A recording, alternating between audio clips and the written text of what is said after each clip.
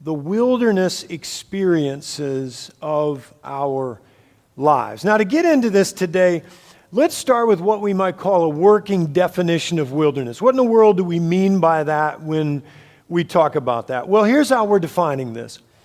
A wilderness experience is an experience where we kind of know where we've been, meaning we know what life looked like before we got into the stress that we're now in, and we kind of have a sense of what's ahead of us, what life could look like again if we get through what we're going through, but we have no idea how we're going to get there. Make sense? Wilderness experience. Here are some examples that might help. Some wilderness experiences are brought on by hearing from a doctor that something is wrong with us physically. That starts to raise all kinds of questions in us. I know that some of you have come through those times in your life. I know that some of you are in the midst of them right now. Wilderness experiences. In the same way, other wilderness experiences are brought on by a relationship that ends or that changes in a profound way. You know, sometimes our relationships change in a profound way because we lose someone we love to death. Again, that brings on just so many questions. Us thinking, what's life going to be like, moving forward without them? When my dad passed away 24 years ago, he was 57 years old. I remember thinking just that. I knew what was behind me, thinking of our definition. I knew the times that we had shared. I knew the blessing that was. I had a sense of what life could be like again when the pain wasn't so deep, But boy, in that moment, I had no idea how I was going to move out of that grief and move into good life again. Other wilderness experiences are often brought on when we lose a job, when we run into a financial difficulty and we begin to think, how am I going to pay my bills? Can I support my family? Those kinds of questions are raised by that. And then there are also just those wilderness experiences that are brought on when we feel disconnected from God for some reason. Have I cheered you up today so far? You ready to go? Yeah, life isn't all bad, but it brings that, doesn't it? Now, as we start to talk about this today, one of three things applies for you. One, you might be in the midst of a wilderness experience right now, and I hope this will be a huge blessing to you. Others of us have just come through one, or there's one in our not too distant past. Others of us already see one just ahead. But wherever you are in your journey, here's what we've got to just admit. Wilderness experiences will always be a part of our lives. And so today we want to reflect upon these kinds of experiences because they often can really help us in the long run. Now, I know those of you that are in one right now, that's really irritating for me to say that, but just bear with me, right? They can be a help in the long run. Great place to start with this is in the book of Exodus. In the book of Exodus, we find a whole group of people going through an experience like this. And that group is the Israelites. And today, in essence, what we want to do is this. We want to look at what God did for them in their wilderness experience, because God wants to do the same things for us in our experiences. And so here's the first thing that God did for them. Initially, God used this wilderness experience just to heighten the Israelite sense of God's provision, or just to heighten their sense of how much God was graciously, beautifully providing for them.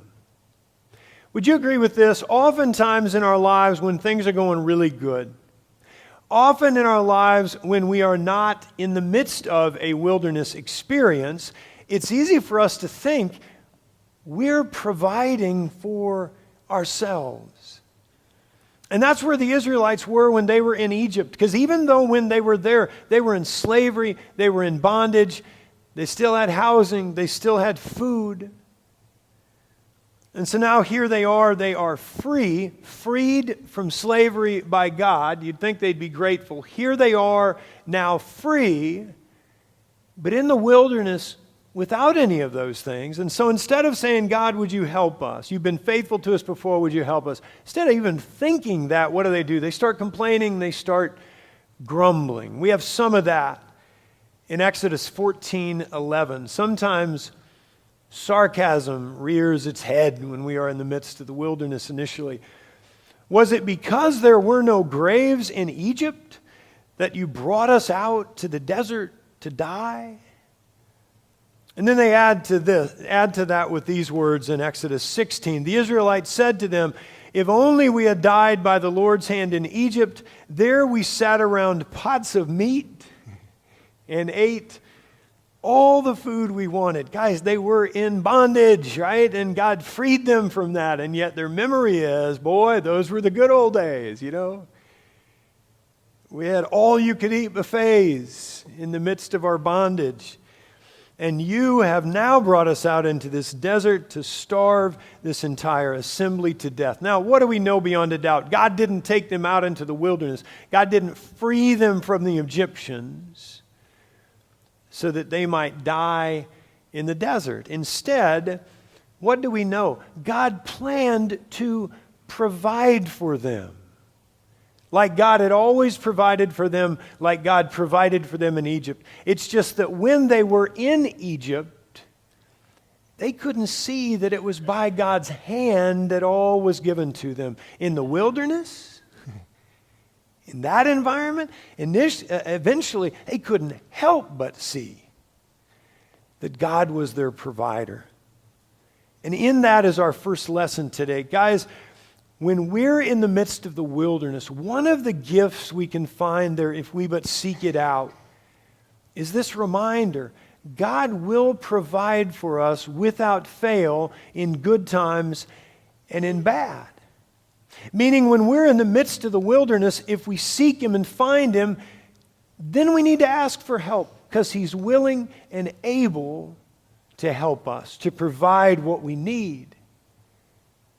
But this reminder also draws us into this, that when we are in the good times as well, not so much seeking out God's help, even then, God is still our great provider. And when we admit that, or when we reaffirm that today, I don't know about you, but for me, it just makes me have to say, God, forgive me for not being more grateful when the good times are going on and you're giving to me, but I don't recognize that. First, ask yourself today, what are you learning about God's provision in the midst of your current wilderness experience? Or as you look back on one that's behind you, what did you learn about God's provision in the midst of that experience?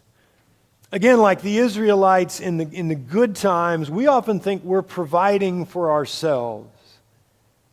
So we need to let our wilderness experiences at times just chip away at that lie, chip away at that falsehood. Here's another thing that God used this wilderness experience for in the lives of the Israelites: to prepare them for what was coming next in their lives. To prepare them, in other words, for tomorrow. For example, this is not an exhaustive list, but a couple things. In the wilderness, the Israelites received from God not just the 10 Commandments given to Charlton Heston, but they also received, I just want to check and see sometimes if you're engaged. Not only did they receive the 10 Commandments in the wilderness given to Moses, they also received all of the civil law that would guide them as a nation for hundreds of years. Think about that. Experience they didn't really like, didn't want to be in, and yet here is God using it to kind of guide them into their future. In the wilderness, the Israelites were given how the Levitical priesthood was to function, how the temple was to be furnished, how sacrifices were to be offered. Meaning when they did finally look for God in the midst of their wilderness, they found that another thing He was doing was preparing them for their lives beyond the wilderness. Guys, this is a second thing that God hopes to do for us as well when we are caught there. And so as you think back to a wilderness experience you've had, or as you think of the one you're in right now, what has God taught you?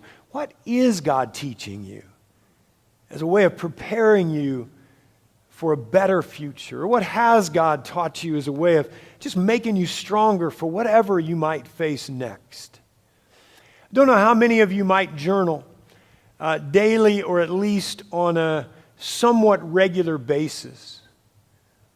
But you know, truly there is power in journaling, especially as relates to wilderness experiences, because when you can look back on something you wrote in the midst of such an experience, when you can look back and you can read your words as to what you learned in the midst of that, gosh, that can help you at a future date when you need to lean into that lesson you learned once before. So consider, especially in the midst of the wilderness, think about doing some journaling. And then here's a final way that God used this wilderness experience in the lives of the Israelites as a way of helping them draw closer to God, as a way of drawing them in spiritually closer to His presence. And that gift primarily came through the life, through the action, through the experience of Moses. You know, we can't really blame Moses much, can we, if he became quite tired of all the grumbling, all the complaining, which he did. That can wear on you. And yet notice what Moses did when he began to feel worn out, when he began to feel frustrated. He looked for and he found God in the midst of his frustration. And further than that, when he found God, he sought to draw closer to Him, specifically by creating these intentional, intimate times with God. We read this in Exodus 33. Now Moses used to take a tent and pitch it outside the camp some distance away. And what did he call it? He called it the tent of meeting. As Moses went into the tent, the pillar of cloud, that was this presence of God, that came down and it would stay at the entrance of this tent while the Lord spoke with Moses. And then we have these interesting words. The Lord would speak to Moses face to face as a man speaks with his friend. Then Moses would return to the camp. Now realize this, for Moses, this little tent of meeting, this became a very sacred space for him in the midst of the wilderness. A place where Moses could just pour out his heart to God, saying, God, my wilderness is overwhelming me. God, I'm tired of trying to lead these people you've told me to lead because they don't want to be led. Pouring out his heart to God as if to say, I don't know if I'm going to make it through this that I'm experiencing. You ever been there in the midst of your wilderness? Absolutely, right? So here is Moses in the midst of that. He is seeking God out. He is finding God. And having found God there, here's how God responds to him. Verse 14, the Lord replied, my presence will go with you, and I will give you rest. I will refresh your soul. You know, when we read that, here's what we know beyond a doubt. If Moses in the wilderness had not set up his tent of meeting, if Moses in the wilderness, in other words, had not looked for God in his time of need, we know that had he not done that, he wouldn't have put himself in a position to experience the rest and the refreshment that only God could give. And again, here is something God longs to give to you and me in the midst of our wilderness experiences, a closer relationship with Him. But we're only going to be able to find that if we have the sense to look for Him there. And so here's a final question today. In your wilderness, how are you intentionally drawing closer to your God? I love this quote from William Batten. When I hear my friends say they hope their children don't have to experience the hardships they went through, I don't agree. Those hardships made us what we are. You can be disadvantaged in many ways. And one way may be not having had to struggle. Guys, today we affirm this. Struggles are a gift. Not can be, not might be. Struggles are a gift. Not in the sense that we would ever seek them out. Not in the sense that we want them in our lives. But rather in the sense that they can grow us. They can lead us to some very important life lessons. So today I encourage you to use the bulletin insert. When you get home sometime this afternoon before you go to bed, use these questions you find there just to get some things down on paper or to get some things clear in your own mind. Things related to God's presence in the midst of your current wilderness experience or one you've just come through. The questions are these. What are you learning or what have you learned when it comes to God providing for you in good times and in bad?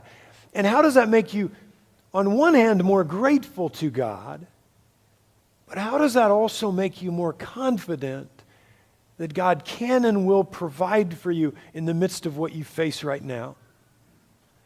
Secondly, what are 2 or 3 things, I say it that way just so you can be specific, what are 2 or 3 things that you want to remember because of the experience you're now in or have just come through? And you want to remember those things because you know those are lessons that you're going to need at times in the future when you deal with similar things. And then lastly, simple as this, as you think of the struggle you're in right now, are you drawing closer to God? And if not, how might you do that? Maud Royden writes, when you have nothing left but God, that's the wilderness. When you have nothing left but God, then you become aware that God is enough. That realization that God is enough, that's the gift of the wilderness. In the midst of this season of Lent, especially focused on what we're focused on today, we can't help but think about the beginning of Jesus' ministry, where things started for Him. Where did things start for Jesus? The wilderness. And as we think of that, we also can't help but think about the gift that experience was to Him, how much that kind of put Him in a position for all that was ahead. In the very same way, as we continue our journey to the cross, as we continue our journey to the resurrection, may we today recognize clearly the gift of the wilderness in our lives.